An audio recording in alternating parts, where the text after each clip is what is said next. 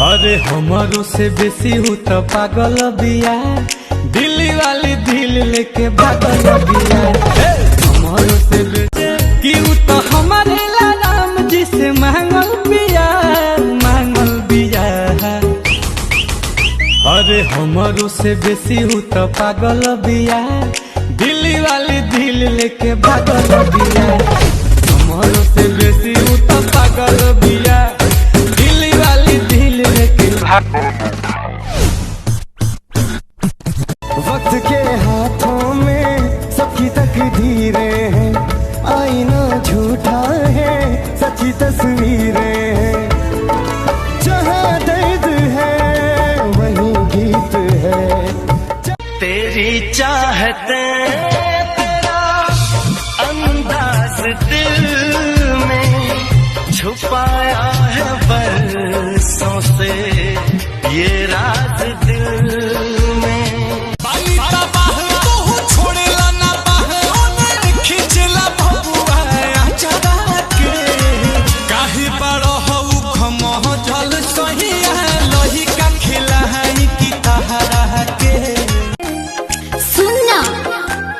अखियों से नींद चैन दिल का उड़ाता है, फलानवा के बेटा सपनवा में आता है। कातिलाना आदा पे दीवाना बनाता है, फलानवा के बेटा।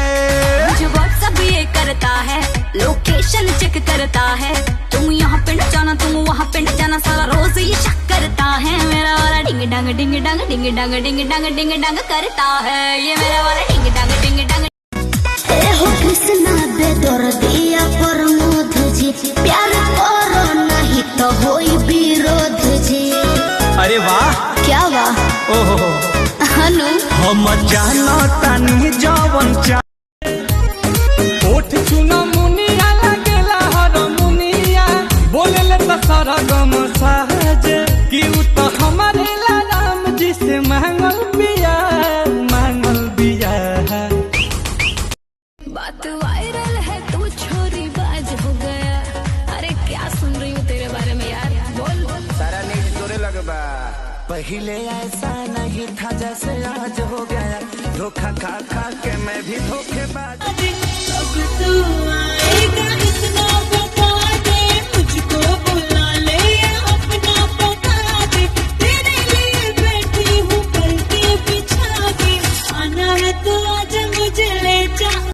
अगर मैं बता दूं मेरे दिल में क्या है, तो मुझसे निगाहें चुरा तो न लोगे। बुरा किसी को बोला नहीं, ना करी किसी की बुराई है। जो भी है अपने दम पे है, पैरों में गिर के पहचान नहीं बनाई है। तुझसे मिल लिया, दो बात कर ली, वो बस एक हादसा था, तू मुलाकात ना बन। तुझसे मिल लिया, दो बात कर ली, वो बस एक हादसा था, तू मुलाकात ना बन। मुझे पता है मैं बर्बाद हूँ, मैं डूब रहा हूँ, तू बताने वाला मेरा बाप ना बन। आशिकी 2 देखने के बाद एक बात तो पता लग गई, राहुल आरोही के लिए जान तो दे सकता है, मगर दारू ना छोड़ सकता भसूड़ी कहीं का।